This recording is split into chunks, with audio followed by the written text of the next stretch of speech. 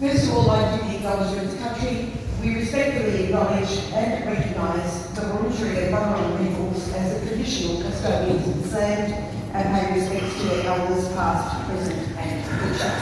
So I'll just introduce myself. I'm Mark Deputy Chair, former Mayor and Council of the City of Brimbank, and even though I'm not on the council anymore, I'm still quite abreast of all the community issues going on, especially this one. I'm actually on the Community Consultative Committee for the airport as well, so it'll be very good for me, especially to have this feedback into the committee. But I'd like to thank Keilor and the group for inviting me to be the MC to what could be a very, very important community issue. There will be contact sheets to fill in and also some placards to take away later on if you want to support in that way. In the meantime, I will introduce our first speaker, and our first speaker is Councillor Virginia Tarkos. Good morning, everyone.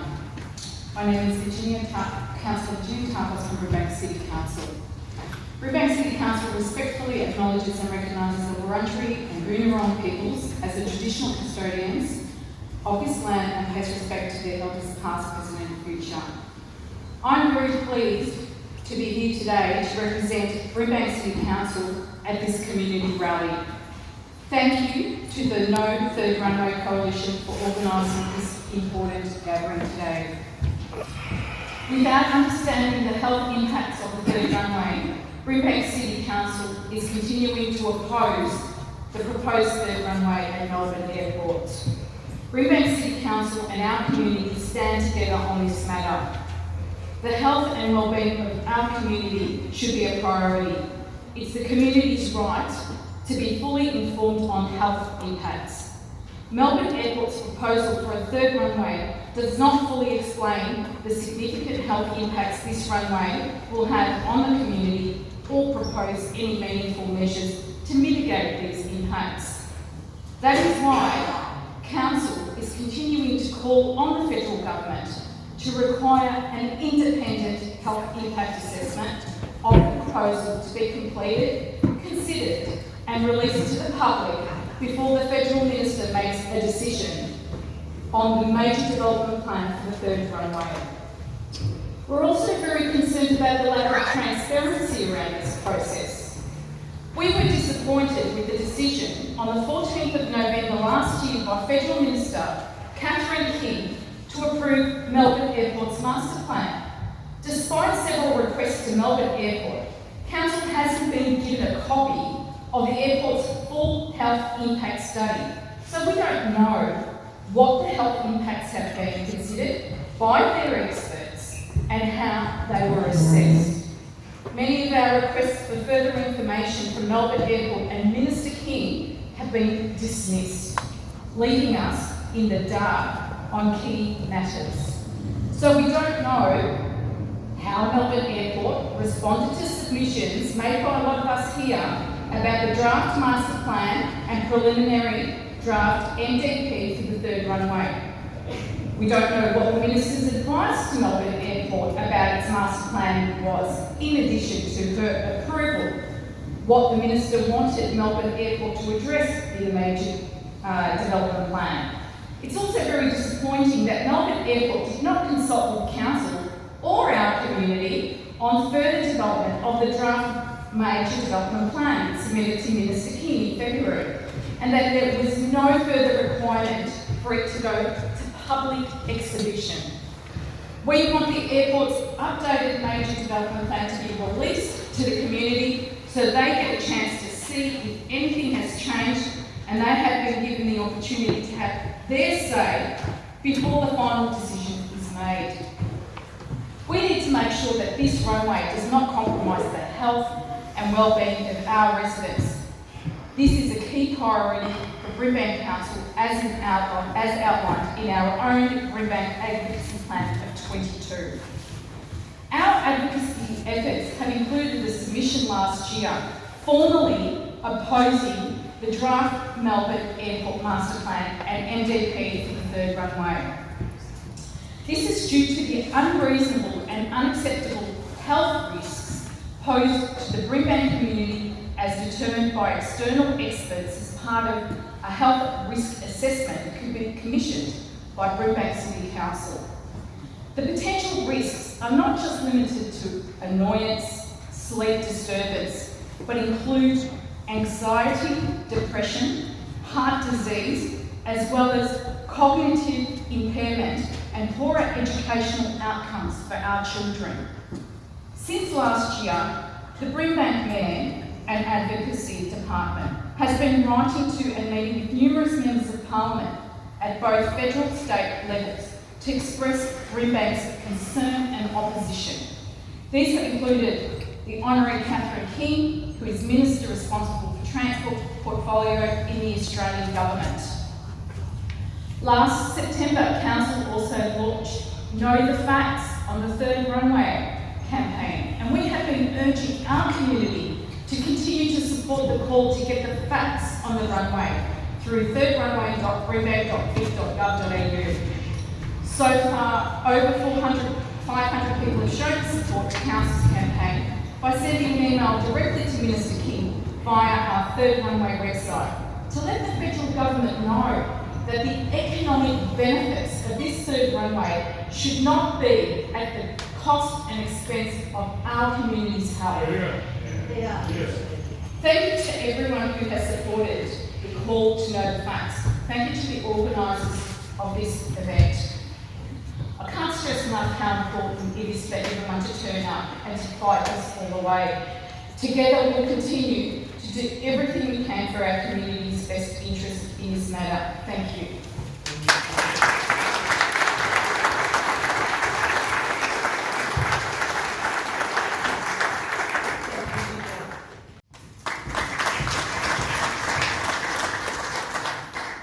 Thanks, mate. Thanks. And thank you all for coming along today. It's fantastic to see the hall full. We weren't sure, but it's heartening. And thanks to Virginia and Brimbank Council for responding to community concerns and also for providing the venue today.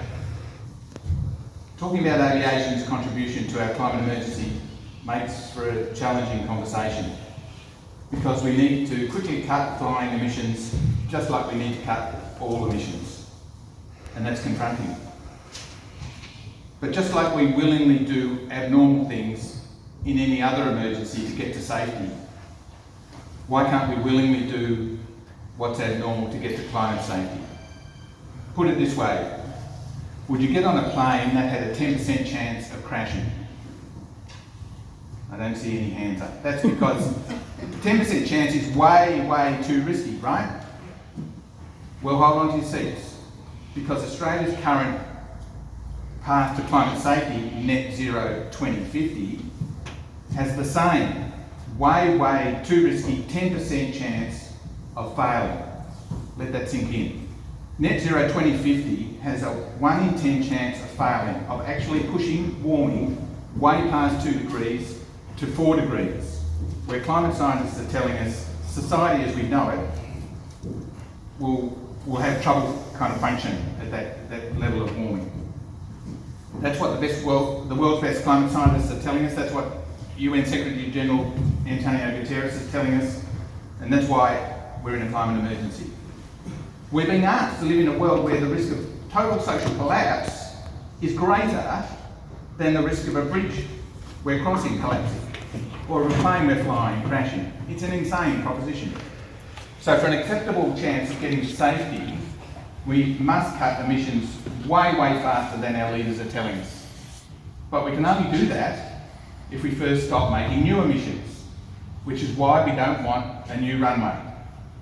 A new runway will enable way more emissions than Melbourne Airport reports in its plan that's sent to Minister King for approval.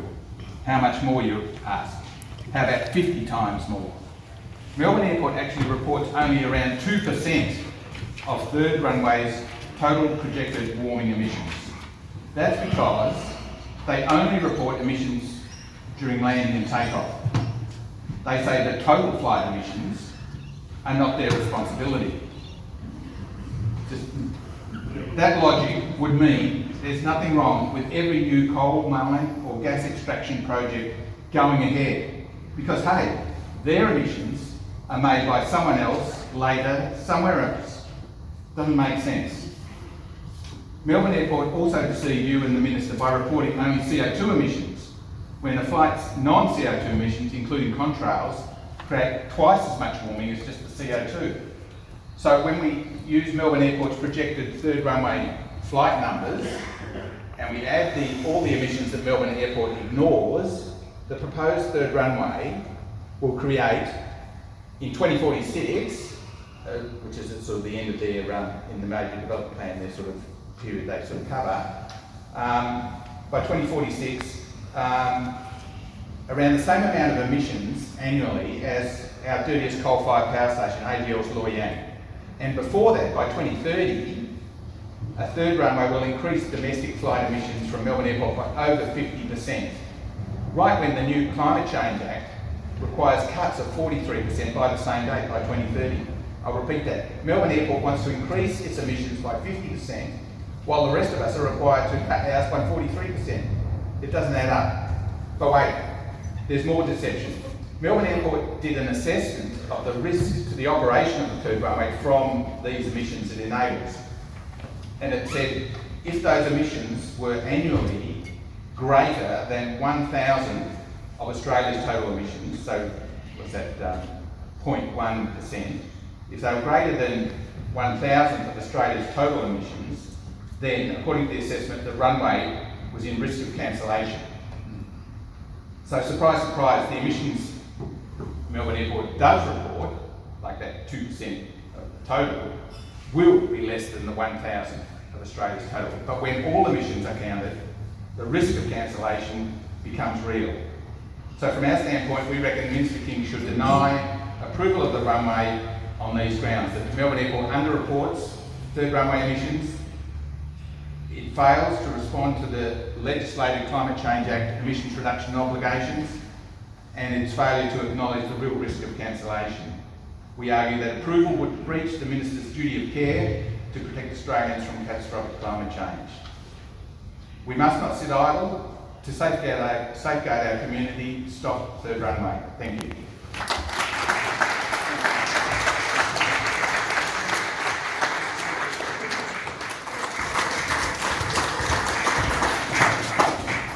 Thanks, Margaret, and hi everybody. It's good to see so many people, as Mark said, in the room today who are standing up for community rights to live peacefully and without noise and pollution impacts. So thanks for the invitation to speak today. I'm speaking here instead of Senator Janet Rice, who's the Senator of Victoria, who sent her apologies that she was unable to come today. But Janet's been working, I think, since about 2016 in the Federal Parliament, raising these issues, proposing bills, asking questions at Senate committee meetings to try and get some answers and to try and get our government to work on behalf of our community and to listen to what our community wants in relation to this issue. I just want to start also by acknowledging the traditional owners on whose land we meet today and pay my respects to elders past and present. So during the 2022 Victorian State election, the Victorian Greens issued a statement opposing the expansion of Melbourne Airport and the construction of a third runway. In the time of a climate crisis, we need to be rapidly reducing the emissions and air pollution caused by the transport sector to protect the health and well-being of our community and our planet. We, the community, are concerned about the noise and health impacts of this proposed runway, in addition to the fact that there are no plans for a curfew, and the Greens support that. And at the time, we also called on the state government to rescind their support for this expansion and oppose a third runway at Melbourne Airport. And we also believe that the federal government needs to urgently invest in alternatives, because there are alternatives to road travel, like high-speed rail, to reduce emissions from aviation. The experience of communities in Brisbane in the past few years in opposing the proposal to build a new parallel runway at Brisbane Airport can give our communities a taste of things to come. Despite a very organised campaign led by the Brisbane Flight Path Community Alliance, fighting for a reduction in flight noise and against the new runway, and despite the Aircraft Noise Ombudsman and the Brisbane Airport Advisory Committee identifying serious flaws with the consultation undertaken there, the proposal went ahead. It's a David and Goliath fight, happening right across Australia whenever a private airport pursues profit at the expense of the local community. Like so many big corporations and billionaires, the rules are written in their favour, with little regard given to community and the environment. Part of the problem we face in having these airports owned by private corporations is that even when there are acceptable alternatives, like high-speed rail generally, or here in Melbourne expanding the Avalon Airport, these are not considered because the focus is on profit-making and not on community and environment outcomes. And if you want to try and travel long distances in this country, your only real option is to fly. That is, if you want to get anywhere within a reasonable time frame. And I know this because earlier this year I was in Brisbane and I caught the train back home to Melbourne, and it took me over 30 hours door to door. Our governments must invest in high-speed rail, which would give us options. It would allow fast, efficient, comfortable, enjoyable, zero-carbon travel between our capital cities. It's absolutely doable. It just needs political will to apply the right budget and to stand up to big airport corporations who want to expand. As far back as 2016, the Greens were questioning the need for the Melbourne Airport expansion based on the capacity at Avalon Airport. But without proper government regulation, Melbourne Airport has been able to proceed with its plans to expand regardless of the voices of the community who are opposed to it. Community consultation, as we know, was conducted during COVID restrictions when there were none or very few flights taking off and landing. Our communities have consistently raised issues around consultation processes, around the lack of clarity when it comes to which authority is responsible for what, and the fact that the rules that govern flight paths and community consultation are written for businesses and airport operators, not for the communities that live with the impacts of aircraft noise and pollution every day. Our governments and those responsible for engaging with the community must do better. We need a meaningful consultation approach with affected communities, one that is collaborative, respectful of our needs and consultative, not a tick box exercise that can be quickly wrapped up and included in a submission to government. Our communities deserve to have their voices heard, their stories told, and an appropriate response from business and government that recognises these impacts.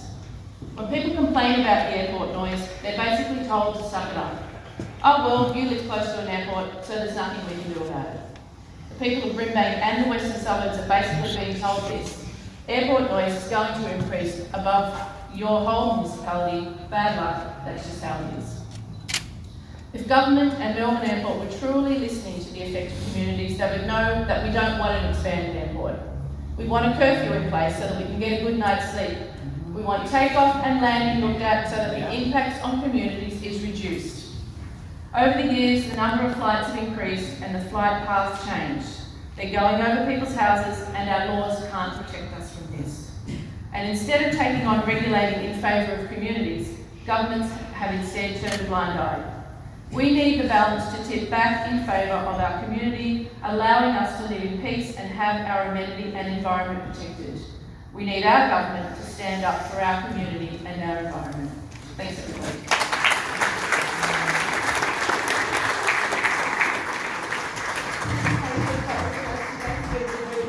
Thank you very much, Kate, on behalf of the community. Thank you, Margaret, and good morning, everyone. Melbourne Airport is the second busiest in Australia. It has no curfew. Flights increased by 61% between 1985 and 2011.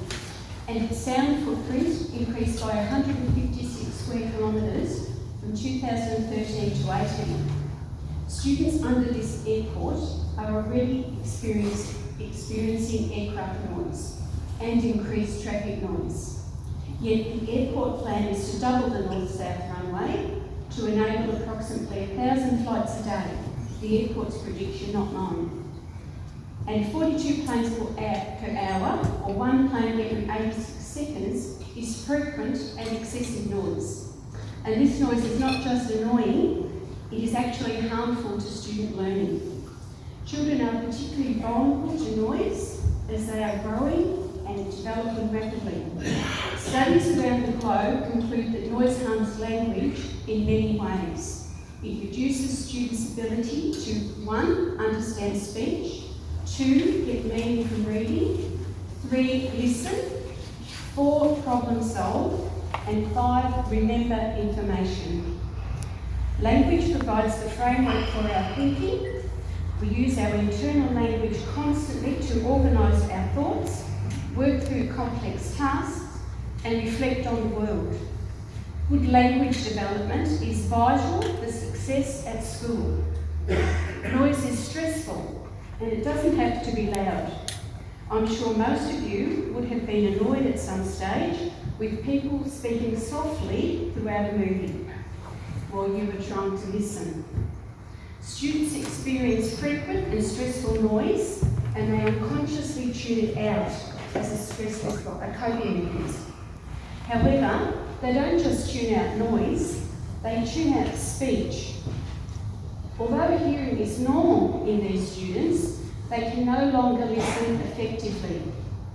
I'm sure you would agree that processing the quantity of verbal information given to students throughout many years of schooling would be difficult for these students, if not impossible. Some students as well have a psychological and physical stress response to noise, and that negatively impacts mood and reduces learning and performance in these students. How does noise affect verbal interaction in the classroom? Firstly, noise causes difficulty in students hearing the speaker, as the brain needs to attend to the what was said, rather than process the content. Secondly, if the speaker has to constantly stop due to noise, they become frustrated, and the listener becomes frustrated too, trying to hear. In these circumstances, communication breaks down, and the cohesion of the lesson is destroyed.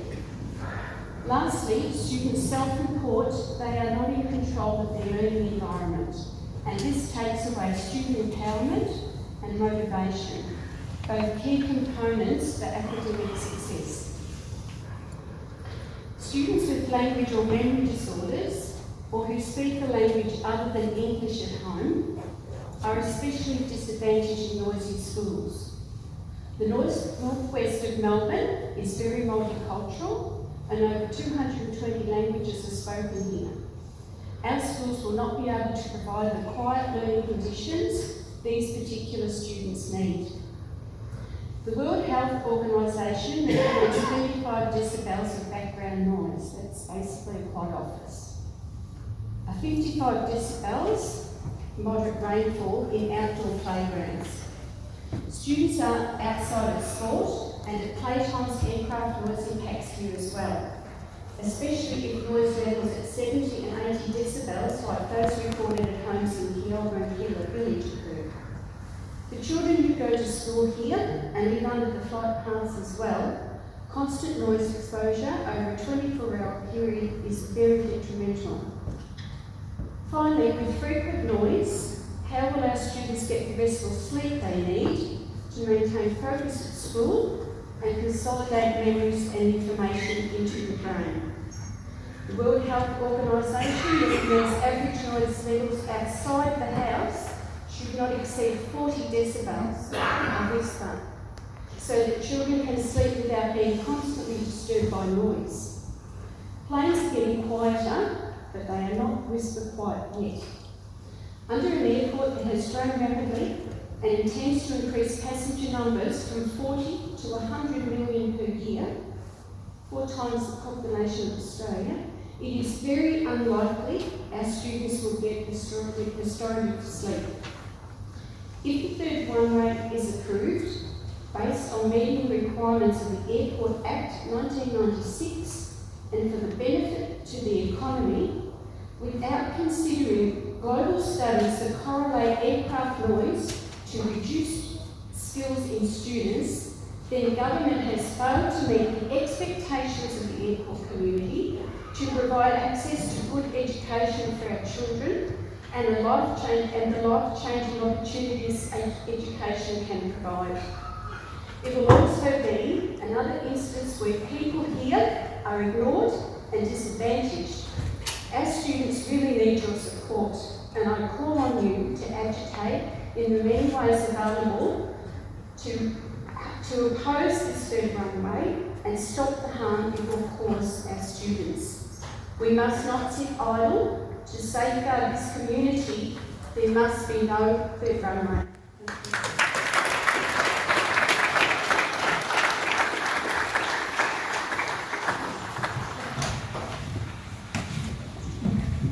Okay.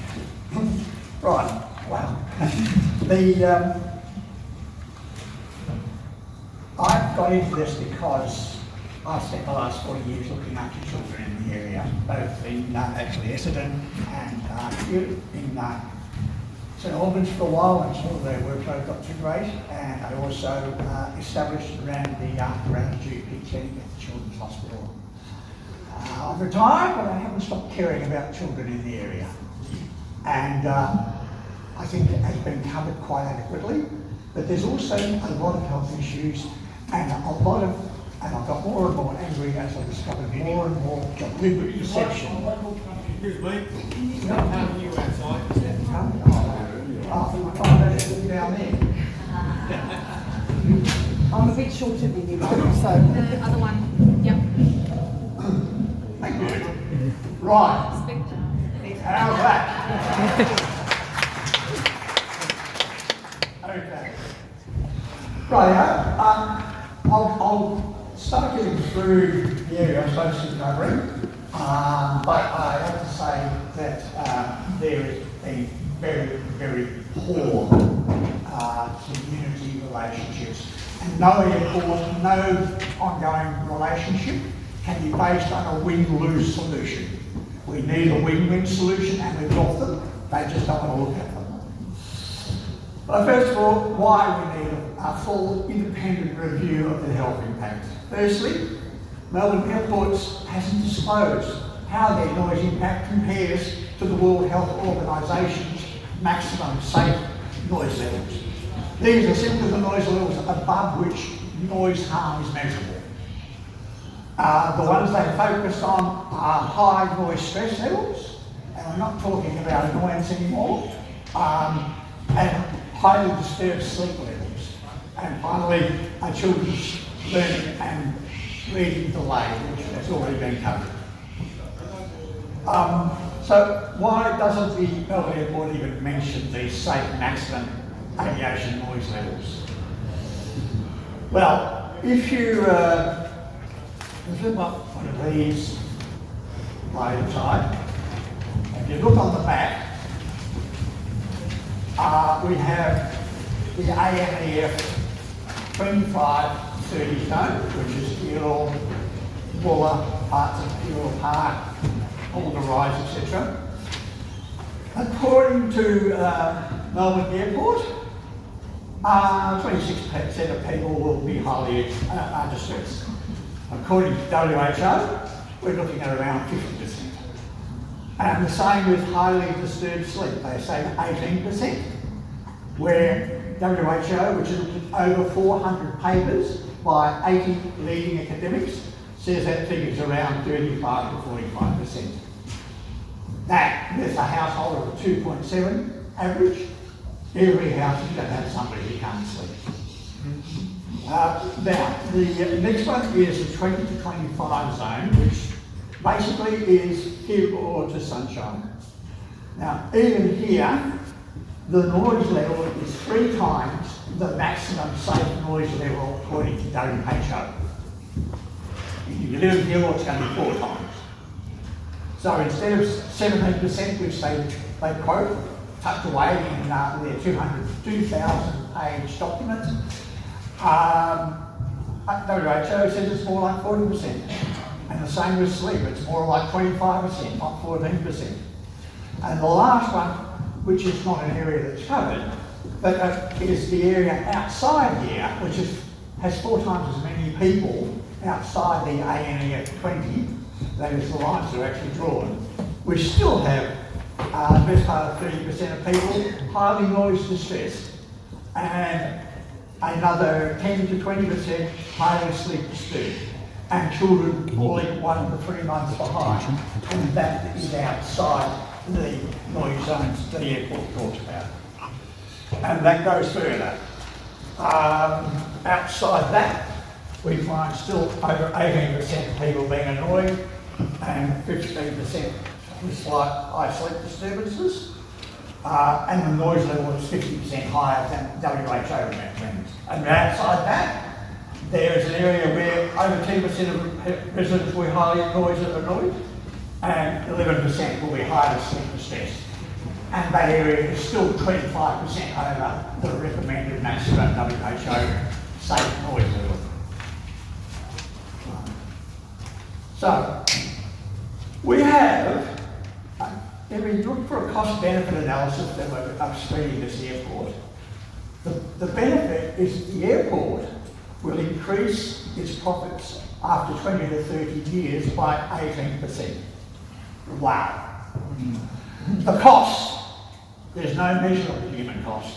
There's no measure of major quality of life issues. No measure of serious health conditions, as already mentioned. No mention of the increases in depression and anxiety that we're all going to go through. And no mention of blighting children's futures. And no measure of them.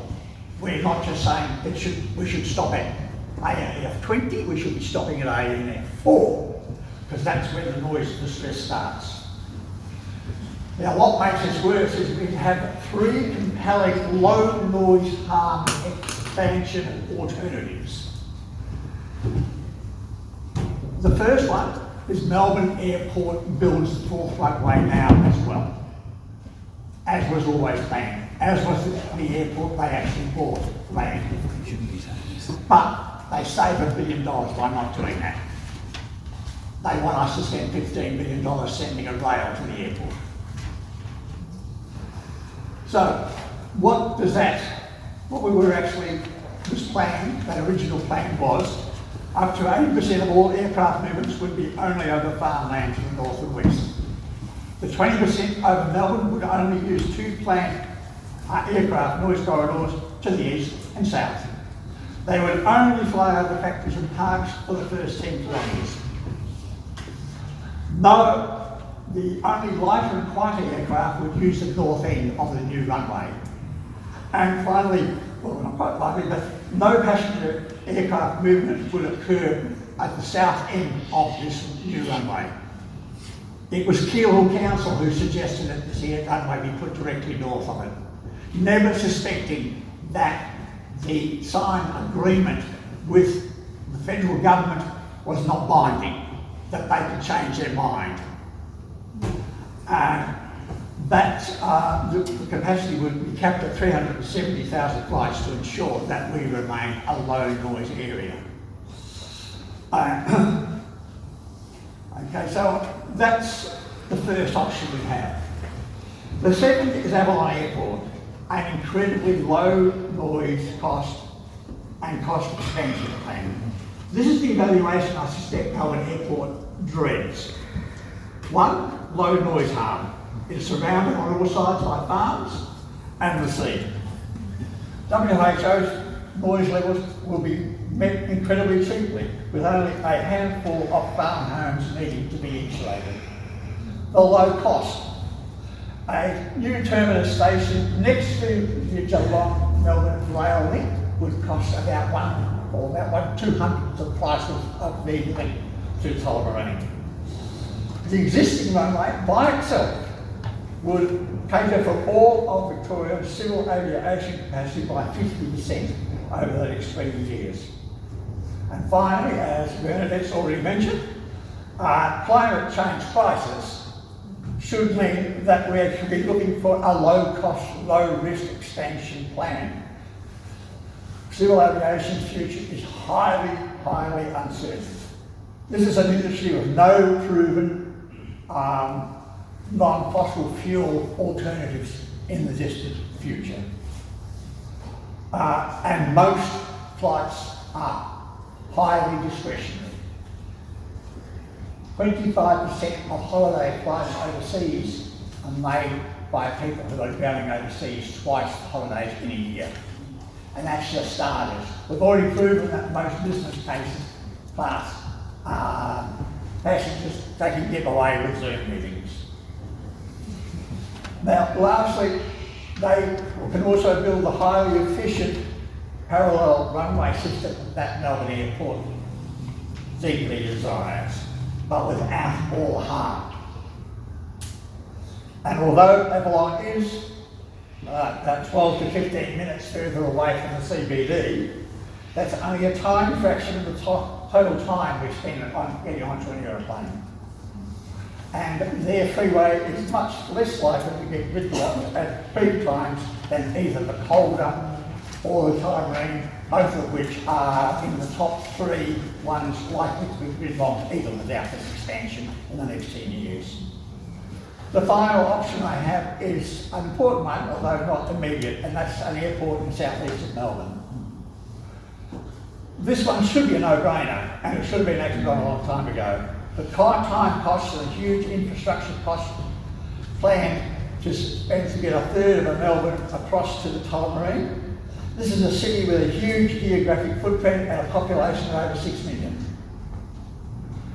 And it must be unique in having 2 international airports, both on the other side of the democratic centre of Melbourne. Even if not chosen now, this land for this no-brainer airport must be earmarked urgently, and the air noise corridors gazetted ASAP. Okay,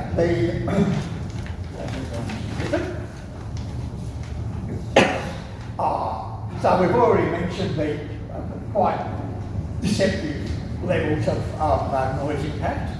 Let's talk about Melbourne Airport quoting the range study of 2005. This study basically showed that children suffered educationally.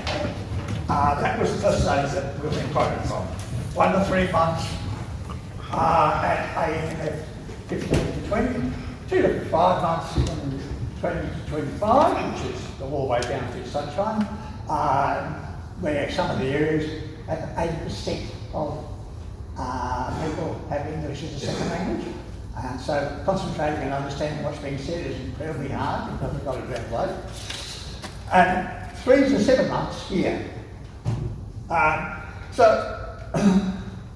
The next reason we need to seriously consider this is that most of the health harm that occurs is actually our own body's response. For millions of years, we were worried about whether we were going to be somebody's dinner. So any slight unusual noise triggers a stress response. It's called the fight or flight response. And that shows that our stress hormones, adrenaline and cortisol, surge along with our pulse rate and our blood pressure. And other hormones trigger the release of sugar, and other cytokines cause a swelling of blood vessels, and they become much more permeable so they can take up sugar and oxygen much more quickly. The trouble is that aircraft are unexpected noises. They have erratic time arrivals, erratic loudness levels, varying aircraft engine noises, and erratic direction of noise.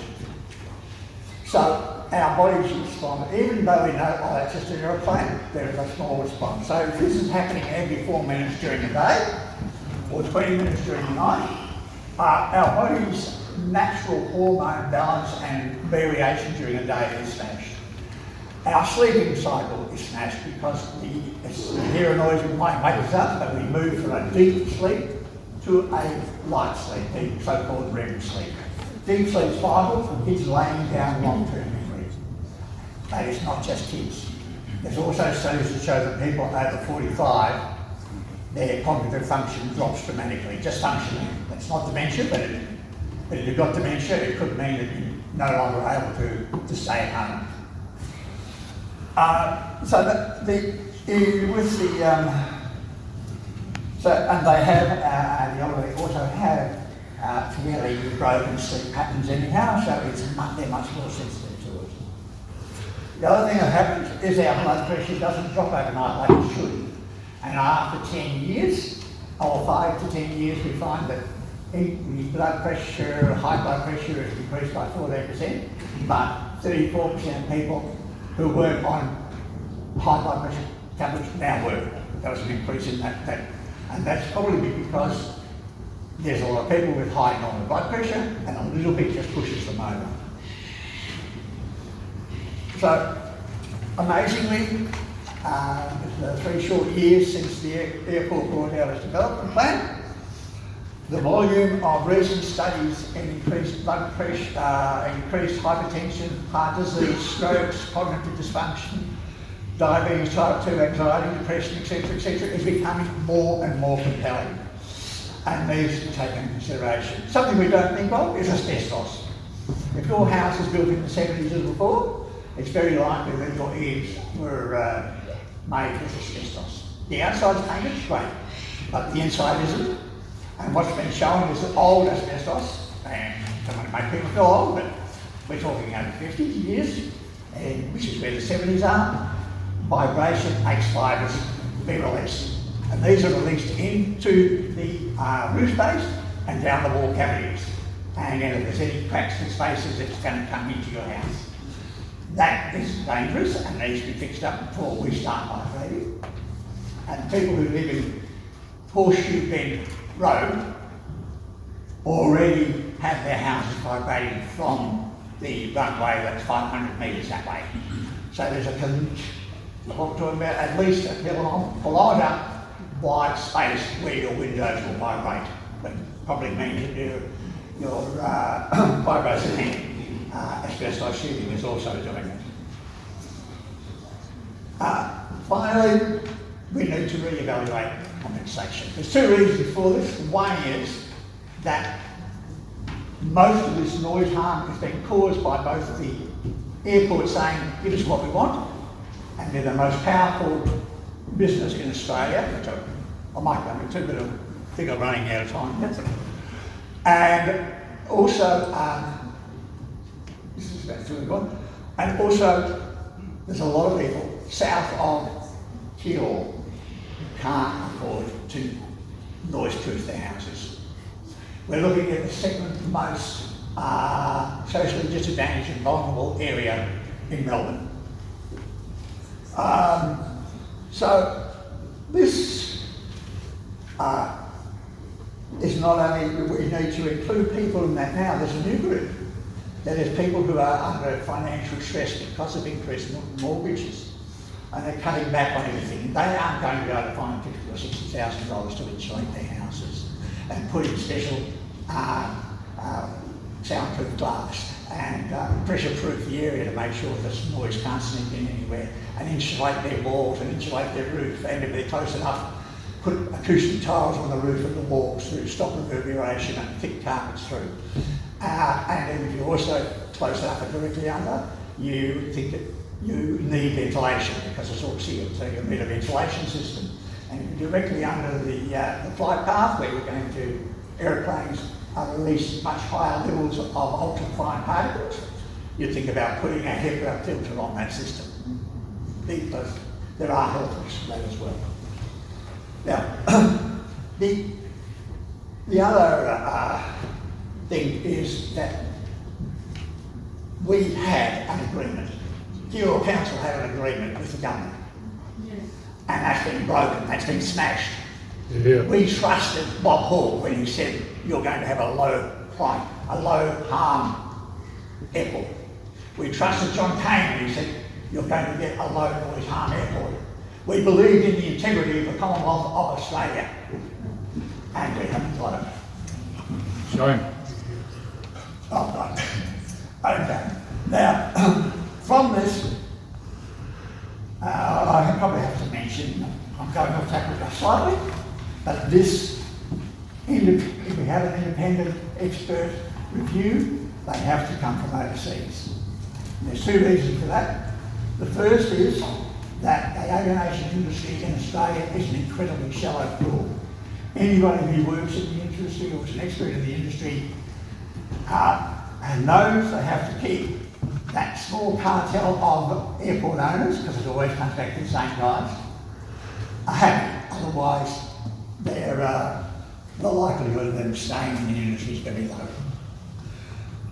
The second one is that we have an extraordinary political situation. Let's say you've got an industry that's totally reliant on government decisions for its profitability. Now, let's say that at one stage you had 3 eminent ex-politicians chairing the boards of 3 of those co-owners. That's Peter Costello, Greg Conway and Rob John. Now just suppose one of those owners, half the seats are filled by union representatives in the industry super fund. And just suppose these unions actually have an extraordinary big say in who gets selected to be a member of the area, who gets selected to be the Minister for Aviation, who gets selected to be the Prime Minister. They are powerful, and they should not be co-owners of the airport. That should never have happened. Plus, another 20% owned by the New South Wales Public Service Superannuation Fund, which is also a bit iffy because they have a lot of influence on the third of politicians who come from that state. So, would you like to get to mention that Peter Costello is also the chairman of the 9 Media Group, who owns Fairfax, the Age. So, we need a fully independent, overseas review of everything that's going on here.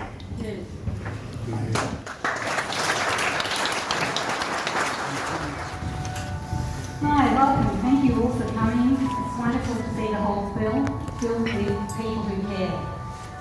During COVID lockdowns, when we could sometimes only travel within 5 kilometres of our homes, Brimbank Park and others provided a safe haven, not only for our physical selves, but for our mental health as well. Walking through Brimbank Park in the Tulla wetlands one glorious autumn morning, surrounded by nature and the sound of birds, I observed families and friends sitting outside the cafe, enjoying conversations and refreshments in the beautiful surrounds. How would we feel if this serenity was no longer available to us, and that with the stroke of a pen, Catherine King, the Minister for Infrastructure, could give the green light to the ill-conceived and insanely destructive proposal from Melbourne Airport for a 3rd runway to become a reality? All around the world, birds are being culled by airports to deter bird strikes. Hundreds of thousands of birds are gassed, shot and poisoned. The best way to alleviate some of the problem is not to build airports or new runways near important bird habitats and migratory flight paths. Australia has adopted the International Civil Aviation Organisation's guidelines that recommend the mitigation of birds for safety reasons around airports. Their chart for land uses within a 3, 8 and 13 kilometre radius would identify Brimbank Park and Tulla wetlands as a bird sanctuary/wetland within 8 kilometres of an airport. Melbourne Airport has no option but to cull the birds, and we use third parties to control bird strikes off airport grounds. This is a condition of their safety agreement with the International Civil Aviation Organisation guidelines.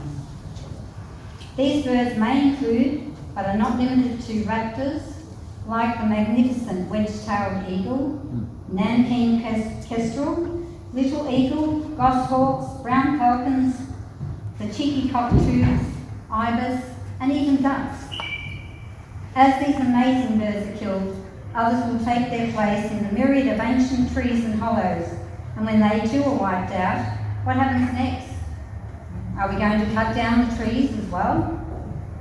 What about the stunning 136.5 hectare grey box forest located at the north end of the proposed 3rd runway? If Melbourne Airport gets their way, these woodlands will be clear felled, gone. What a tragedy for all the amazing wildlife who seek shelter and sustenance from these sustaining woodlands. The endangered swift parrot flies from Tasmania to feast on the flowering gums once Tasmania's supply is exhausted. Other wildlife includes flying foxes, ring and brush-tailed possums, the endangered growling grass frog, and the critically endangered golden sun moth, along with kangaroos, native birds and reptiles. But the Melbourne Airport Development Plan does not even propose or identify any specific offset. Their arrogance is palpable.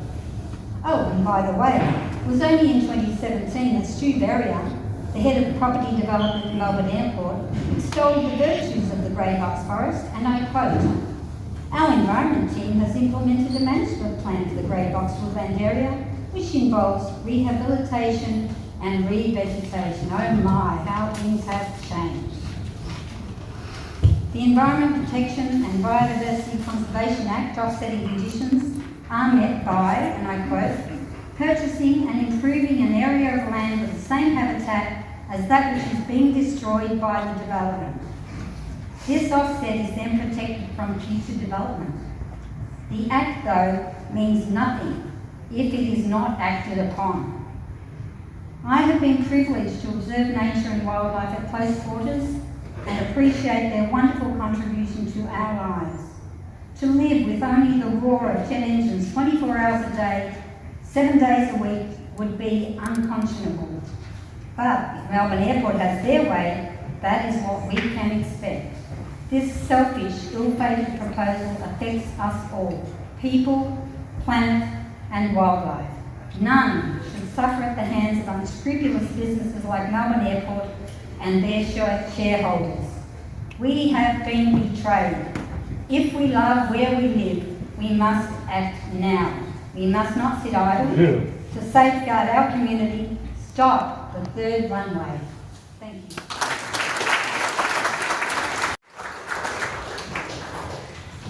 Thank you, Margaret. Welcome and thanks for coming.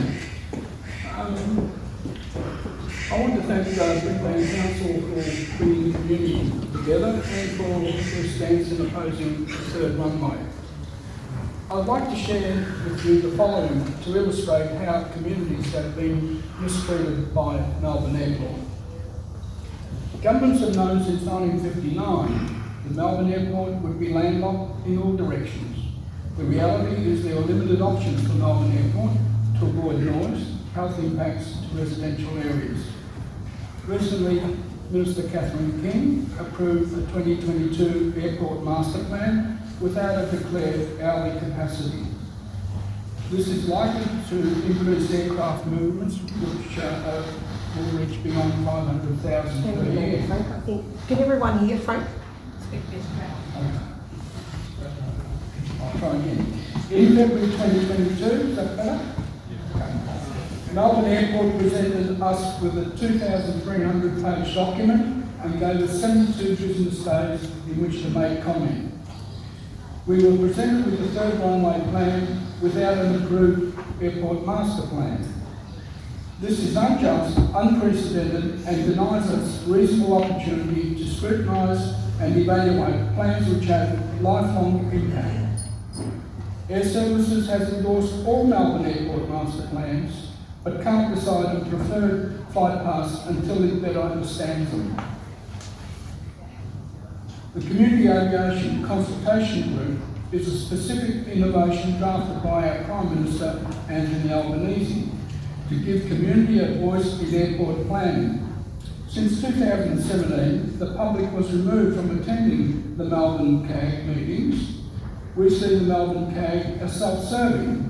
It cannot fulfil community consultation law while it does not engage with community. The Commonwealth avoids responsibility for our health and well-being. The aviation balanced approach for airport planning is used to mask bad government planning. Aircraft noise penetrating our homes is not measured or reported. There are around 743,000 people within 15 kilometres of the airport and 64,000 of those within 6 kilometres. Our health, our children's learning, our loss of indoor and outdoor amenity should not be tradable commodities for profits of airport operators. Melbourne Airport continues to hide the health study it commissioned, even after many years it promised it would release it. This document is in the public interest and we call the Minister to make it public. The Victorian Planning Scheme incorporates Melbourne Airport environment overlays to safeguard airport operations. The plan scheme fails to deliver its purpose to shield people from the impacts of aircraft noise. The last Australian-wide study into aircraft noise was 1982. It identified 5,800 Melbourne residents were seriously affected by aircraft noise at a time when Melbourne had 208 flights per day. Today there are around 700 flights per day, and this will grow to over 1,100 flights per day with a third runway. Melbourne Airport is set to get a rail link to the city at a cost of $13 billion to the taxpayer. In addition to the suburban rail loop at an estimated cost of over $100 billion. The cost of an airport east of Melbourne is a fraction of the suburban rail loop. We can't afford to keep spending on supporting infrastructure to maintain a one airport city. So where's the competition? Melbourne Airport is out of runway capacity. Avalon sits nearly empty and can't attract airlines. The Department of Infrastructure ensures Avalon remains uncompetitive. We call on the Minister to consider all available runway infrastructure for the Melbourne Gateway, which includes Avalon Airport. Ensure it is utilised efficiently and to capacity before approving additional runways at Melbourne. The way forward, we think, is that we're not seeking to close Melbourne Airport. We're trying to live with it. We asked the Minister to consider the existing runway capacity at Avalon and utilise it to serve the national interest. The use of Avalon runway capacity is not excluded in the Airports Act. Amend the airport policy to free up competition and move away from the one airport city concept for Victoria. Melbourne Airport should be more respectful of its neighbouring communities and engage with them. We must come together from all surrounding suburbs as a united community against additional runways at Melbourne Airport. Yeah. There are many questions and concerns over the development at Melbourne Airport, community concerns, land acquisition processes, etc. These are some of the reasons why we need a judicial inquiry into the aviation and airport industry. I repeat, we must not sit idle to safeguard our communities. Stop the third runway.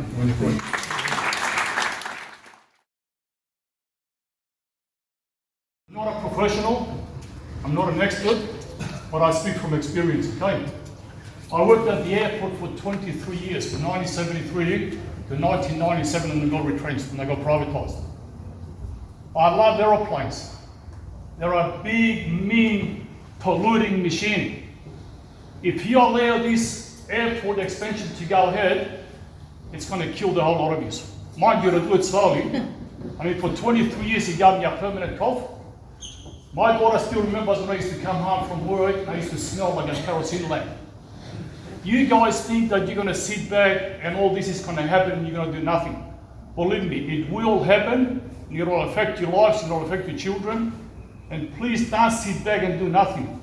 And a message for Minister King, all those glossy brushes that you got from all those consultants which you pay, they're all lies, because you can't mitigate flight noise, you can't mitigate pollution, you can't put mufflers on planes.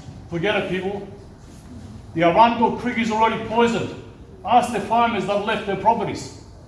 Maribyrnong River runs parallel with the new runway. What do you think is going to happen? All the pollution, all the leaching, all the underground water quality is going to go into the Maribyrnong River. They lied to us, telling us that the Maribyrnong River is polluted. Yes, I agree. The Maribyrnong River is polluted. The other is not. Go and have a look. I drink the water out of it. I fish out of it. I canoe in that river. Arundel Creek's already gone. You do nothing, there goes our future water source that could possibly give you drinking water. Please consider, people, don't sit on your backsides, okay? Thank you. Good afternoon all. I didn't intend doing this, but I'm a retired air traffic controller. I did 35 years at Essendon and Melbourne airports, and I had a meeting in November with a recently retired senior manager of Air Services Australia who gave me some information that may be of interest to you all. In November, Melbourne Airport had not submitted an operational plan for how it was going to work. They suggested that was the job of Air Services Australia. Brisbane is in turmoil with their parallel runway system. I have been led to believe that the Federal Minister who had the area around the parallel runway system was voted out at the next election by the residents of that area. That happened to be Kevin Rudd. Bill Shorten's electorate is also in the noise parameters, so he can expect to lose votes as well.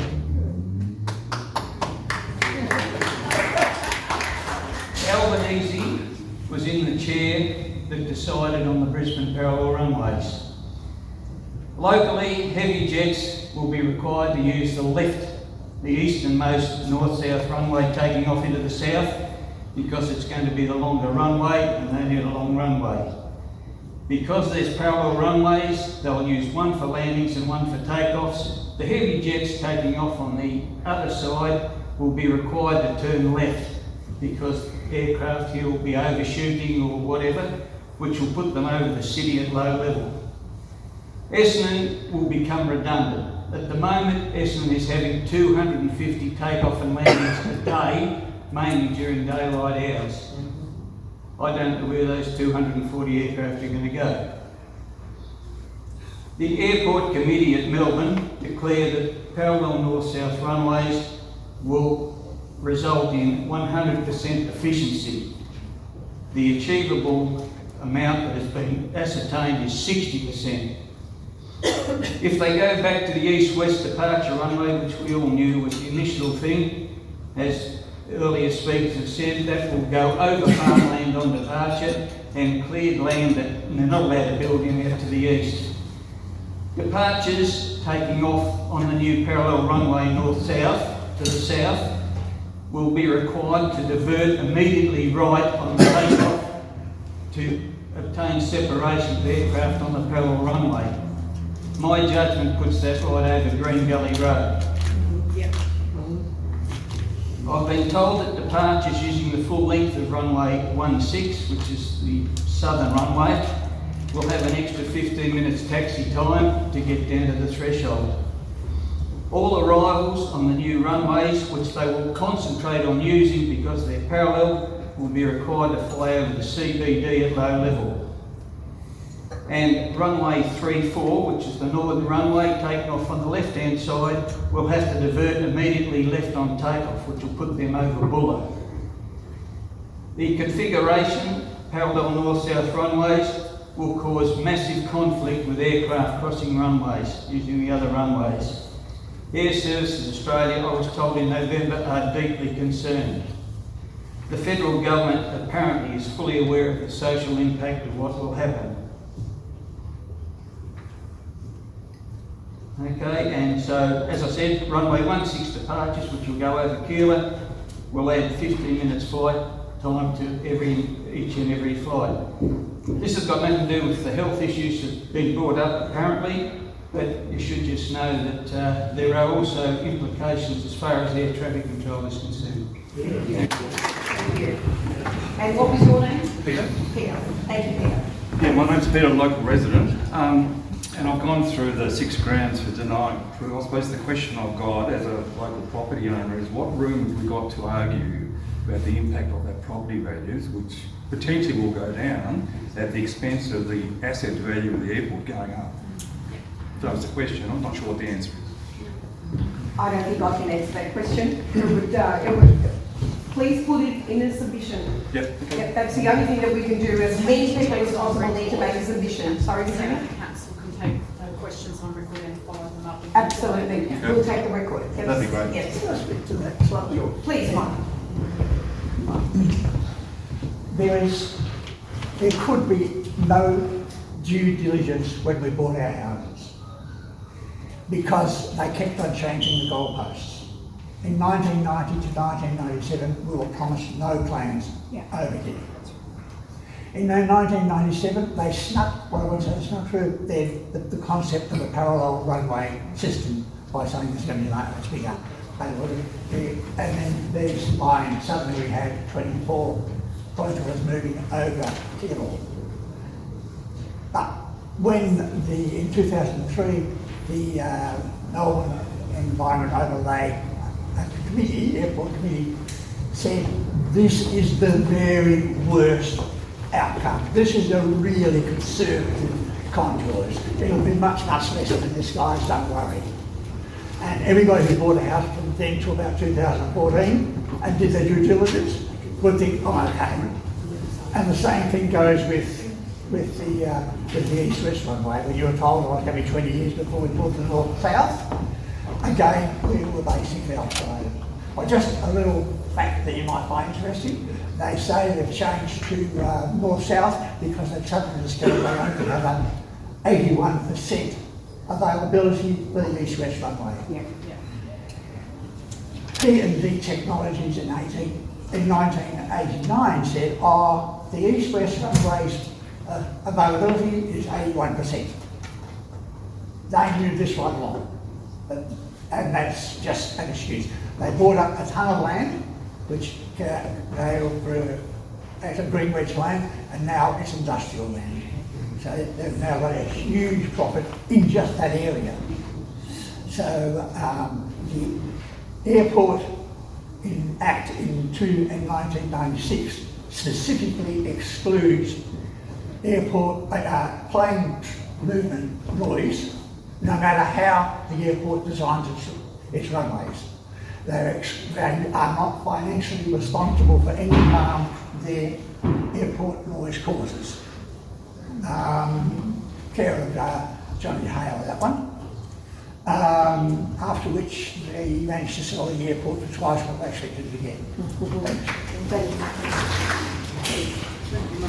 I may have forgot to say something here. There is an agreement with Melbourne Airport and Hume Council in which the airport makes a payment in lieu of rates. I believe that to be in excess of $20 million per year. There is no, I can't find any evidence of how that money is spent in Hume, because it just goes in a bucket of rates. But that would be better directed to addressing the noise issue for the residents around this airport, in whatever direction it is. So if we use that money, at least for the last 10 years, we probably would have had 500 homes already insulated. So there is no logical reason why the airport could not use that money to start this process. It doesn't need government approval. But going on, nobody mentioned Bulla. Well, Bulla is on the boundary of the impending third runway. There are about 1,500 people there and about 500 homes. The impacts of Bulla will be significant and are likely to exceed the Commonwealth's significant noise levels. This could result in the buyback of properties and also an introduction of curfew. So we ask the Minister to look at that. Thank you, Frankie. We need to get this going as soon as possible. Are there anyone else that wants to make a comment? Graham? Thank you. Speak up. Okay. Yeah, sorry, my name's Graham Law from Keilor community. We're a little bit further away, but hearing what our speakers have said this morning and the devastating impacts, the lies, the subterfuge, the deceit, the broken promises, the lack of action, the lack of accountability from all levels, both from the airports themselves, from Melbourne Airport itself, from state government and particularly from federal government, from the minister responsible, is disgraceful.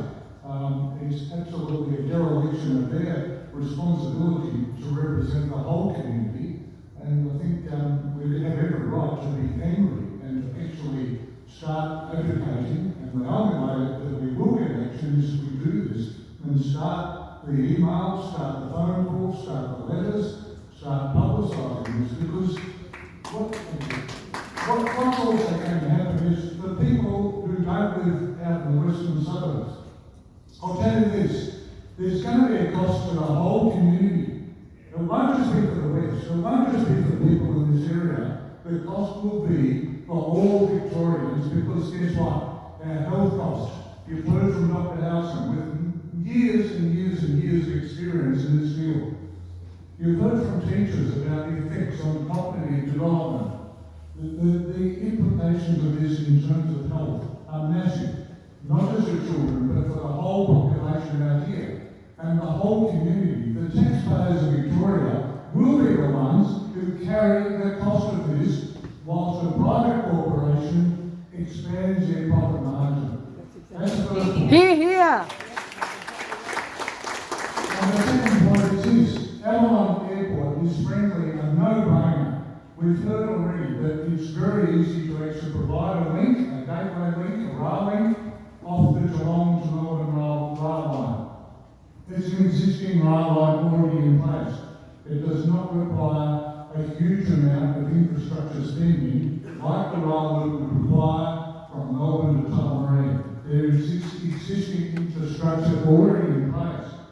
So the other facet of this, of course, in regard to actually signing the Avalon Airport, is the opportunities, the massive opportunities that would actually create for tourism, for development, for opportunity for people to actually access Greater Geelong and the Surf Coast, which are magnificent areas of Victoria, as we all know.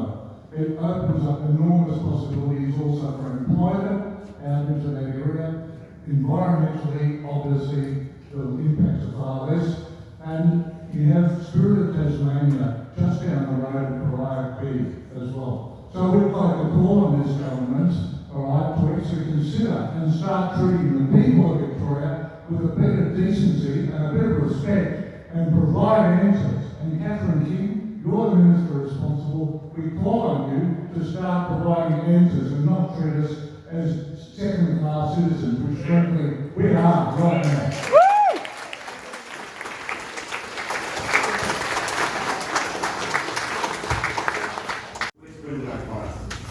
This is a lecture, right? I saw him here on a little version, but I hadn't seen him. It's about Keilor. Exactly. Bill Short, haven't heard from him. These are our local politicians, but we have not heard from these guys. The second point is this, some really good articulate points have been made. This is not just about Keilor. If we make it just about Keilor, we lose. It's about the whole region. It's not about Keilor. It's about the whole region and about the whole West. The federal politicians need to be accountable, and also the state. Where are they? Votes count. That's what we need to make that. We do have two state upper house members here today. Thank you very much for coming. Please. I just wanted to ask how much the group has considered how to elevate this beyond a local issue and make it a national issue. Yes. The government, state and federal governments, have committed to emissions targets which are now in legislation. They cannot increase emissions anymore, and this airport would do that dramatically. Other countries, including France, the UK, South Korea and Portugal, those communities have stopped airport expansions. Heathrow stopped an airport expansion, those communities. You can do this, you can win this fight, but you have to do it by talking about emissions, because your local members aren't doing that. They don't care about that, but they care about money, and we need to make this an environmental issue and a national issue, because they've committed to these targets now. So we have to make them honest about it. One of our previous speakers spoke very well on that, so we'll take all of those comments on board.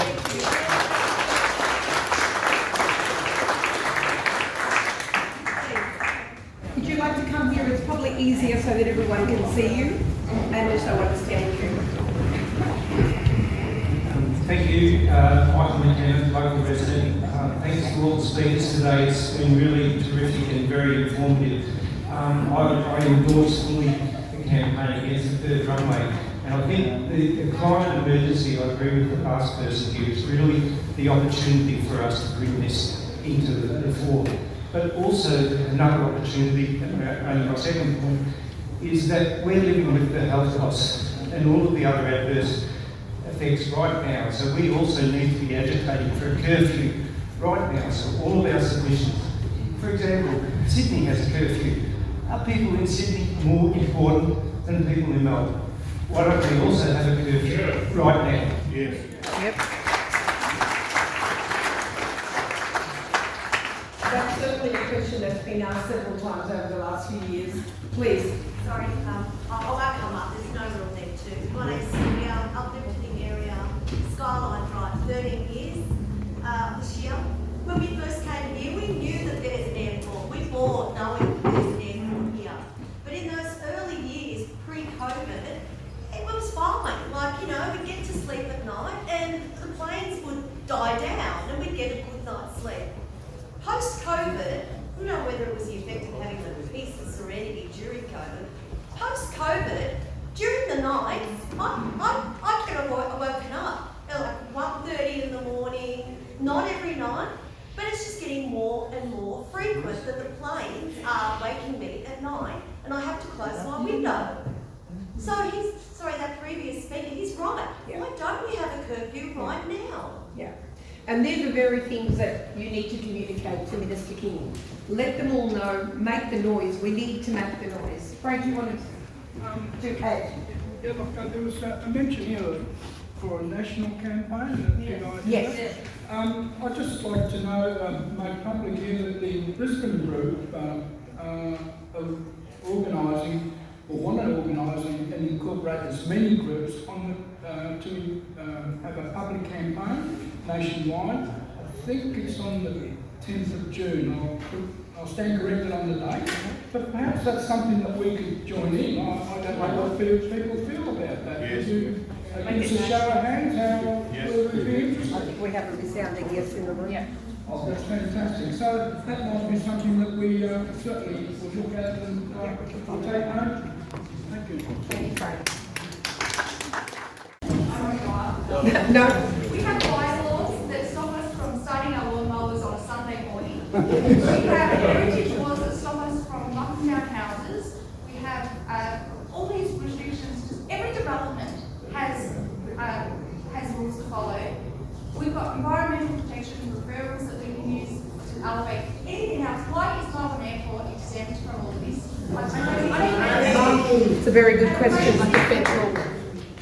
First of all, they're under federal jurisdiction. It would be too logical to think that way, wouldn't it? Anyone else? Please. Tim? Very quick, because there are plenty of speeches. My name is Tim Reid, I'm actually a Lighthouse MP Sorry, I was informed incorrectly. for the seat of Brunswick. Brunswick doesn't get a lot of airport points. We get a bit, but not a lot. But the voters put me, a Greens MP, in there because they're worried about climate change. There's hundreds of thousands of inner city voters who are really worried about climate change, as I'm sure many of you are. And as the previous speaker said, that's the way, I think, or one of the ways to make this a much broader issue. And so I'd urge people to include that in your emails, to make that point. And I believe that we've got state and federal Labor governments now. And they talk a big game on climate action. But they're turning a completely blind eye to aviation emissions, as if it's somebody else's business. So any government that's serious about climate action would oppose the expansion of this airport. That's all.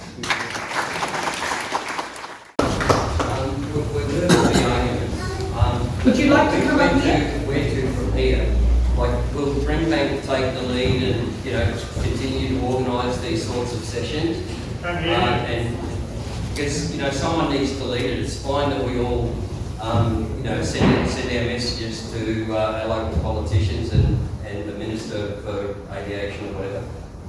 But there still needs to be, a central area where, we get the information from and we can mobilise people to, walk the street or, whatever we need to do, so that, people in the media, hear us, right? Because it's okay making a noise in here, but you know, we've got to be out there as well.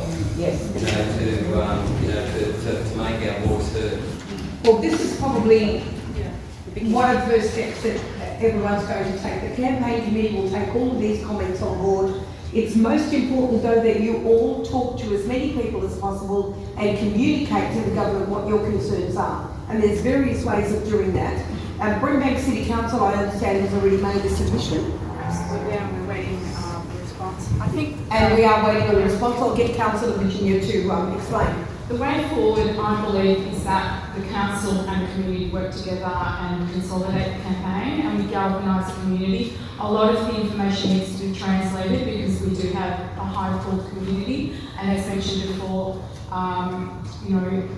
reading through a 2,000-page master plan is not accessible to every person. We are in many ways lucky that we have accessed it. We've provided an independent review that the council has financed, and that independent review shows those health impacts. And also, individually, you are powerful. There are people in here that I know their faces. One person here undertook and wrote to every MP himself, and he said, I want it on record what their position is, state and federal, on the third runway. And I have to give you a response, because he provided me the responses. One state MP that was recently elected said, you're not in my electorate. Please contact your MP. And this electorate is going to cop flights every 8 seconds. So unless they've developed air flights that miraculously go around that particular suburb, I don't understand the lack of response and ethicness of these MPs that should be here today. Thank you for the ones that have attended. You are the voice of the people. I'm here to fight for my community right to the end for this issue. But they should be here too, and the federal MPs that are elected by you, a lot of people here, putting their trust not to impede their health or stop their health, but to promote health in our communities. We have a very disadvantaged community with underlying health issues already. Any further impacts from the impacts that we have released in our health analysis will only reduce people's health. And that's not what we want. We want a vibrant and healthy, diverse community that thrives. So yes, Brimbank Council, that the community and the power of the community merge together will fight this to the end.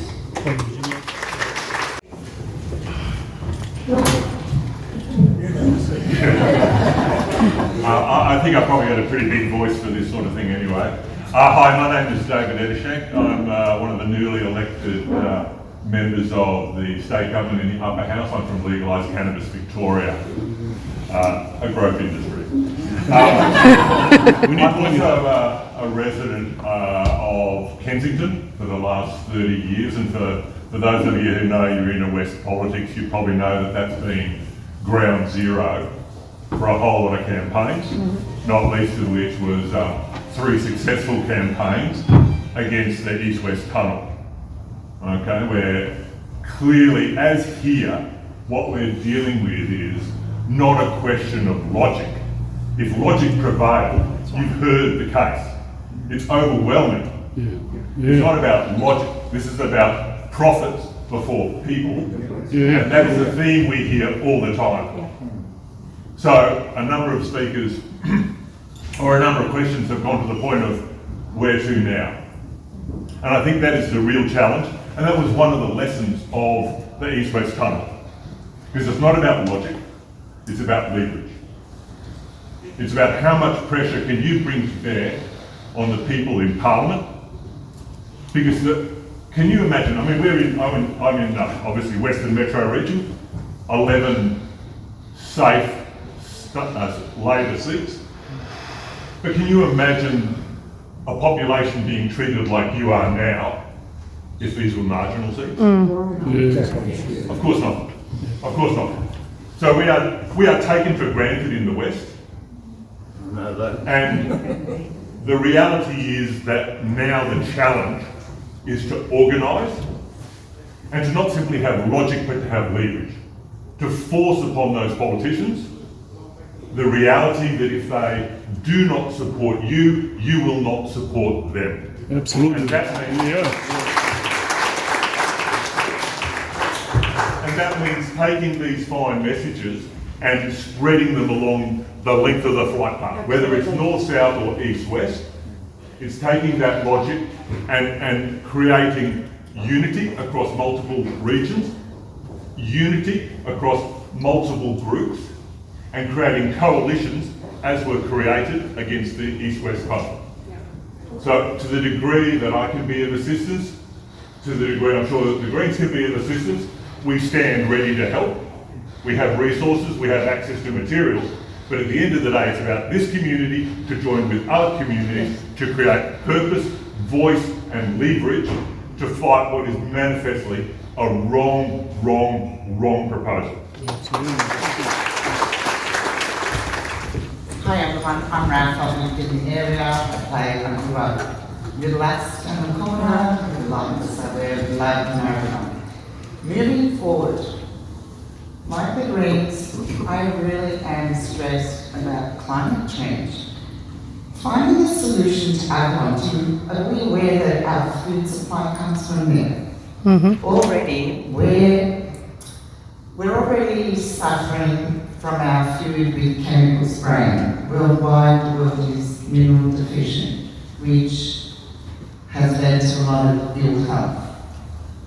I struggle with the solution that Avalon flying and dumping more pollution on my food that's already heavily polluted.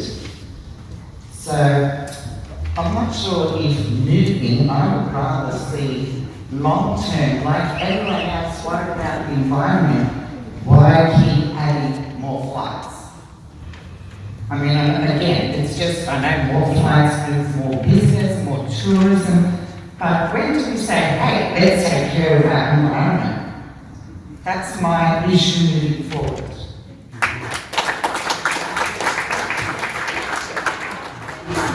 We've gone half an hour over time. I'll give it another 5 minutes, please. I want to ask a question. Does anyone know how many flights it would actually reduce if we were to actually look at a proper rail plan? Because wasn't there was a report that came out recently that said that we could cut hours and hours of Melbourne to Sydney. Does anyone know how many flights that would cut? Because, I mean, I can't remember exactly how many hours they said. Tim, you probably know. Tim Reid, you probably know how